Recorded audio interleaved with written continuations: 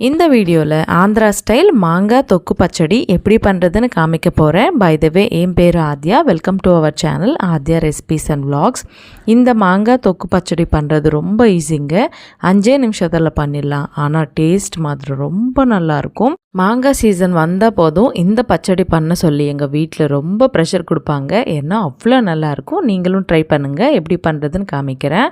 இதுக்காக ஒரு பேனை வச்சுட்டு ஒரு 10லேருந்து 15 வரமிளகா போட்டுக்கலாம். போட்டுட்டு ஒரு 2 நிமிஷம் இந்த மாதிரி எண்ணெய்லாம் போடாமல் ட்ரை ரோஸ்ட் பண்ணிவிட்டு பக்கத்தில் வச்சுக்கோங்க. இப்போ இதுக்காக இது பெத்த ரசாலு அப்படின்னு சொல்லுவாங்க ஆந்திராவில். ரொம்ப புளிப்பாக இருக்கும். இது இல்லைன்னா நீங்கள் எந்த மாங்காய்னா எடுத்துக்கலாம். ரொம்ப புளிப்பாக இருக்கணும். இந்த மாதிரி எடுத்துக்கிட்டு மேலே இருக்கிற தோலெல்லாம் சீவிட்டு வாஷ் பண்ணிவிட்டு ஒரு வாட்டி தொடச்சிட்டு இந்த மாதிரி கட் பண்ணி வச்சுக்கோங்க.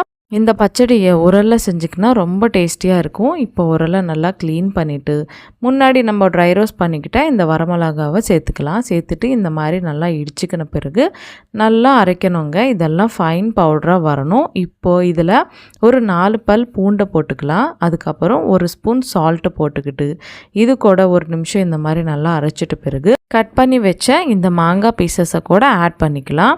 இதெல்லாம் போட்டுட்ட பிறகு நல்லா அரைக்கணுங்க. முதல்ல நல்லா இடிச்சிட்டு அதுக்கப்புறம் அரைச்சா மாங்காய் பீசஸ் நல்லா வெளியே போகாமல் இருக்கும். நான் இந்த பச்சடிக்கு வரமிளகாவை யூஸ் பண்ணுங்க. அது இல்லைன்னா நீங்கள் நார்மல் மிளகாய் தூளை வச்சு கூட இந்த பச்சடியை பண்ணிக்கலாம்.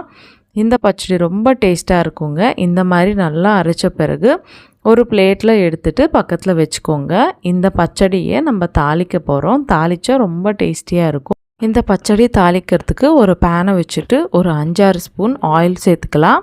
இதிலையே ஒரு 2 ஸ்பூன் வரைக்கும் தாளிப்பு பொருட்களெல்லாம் சேர்த்துக்கலாங்க. இதுலேயே ஒரு 2 வரமிளகாவை இந்த மாதிரி கிள்ளி போட்டுக்கோங்க. அதுக்கப்புறம் கருவேப்பிலை போட்டுக்கிட்டு இதெல்லாம் கொஞ்சம் வேகினதுக்கப்புறம் நம்ம கிரைண்ட் பண்ணி வச்சுக்கிட்ட இந்த மாங்காய் தொக்கு பச்சடி கூட போட்டுடலாம். போட்டுட்டு பிறகு ஒரு 5 நிமிஷம் நல்லா ஃப்ரை பண்ணிக்கோங்க. இதிலேருந்து பச்சை வாசனை எல்லாம் போயிடணும். அவ்வளோதாங்க.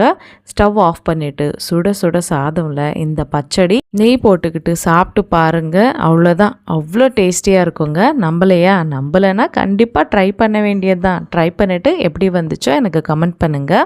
இந்த மாதிரி நிறைய ரெசிபீஸ்க்காக நம்ம சேனலை சப்ஸ்கிரைப் பண்ணிக்கோங்க. இந்த வீடியோவை லைக் ஷேர் பண்ணுங்கள். அது வரைக்கும் சைனிங் ஆஃப் உங்கள் ஆத்யா. பாய் பாய்.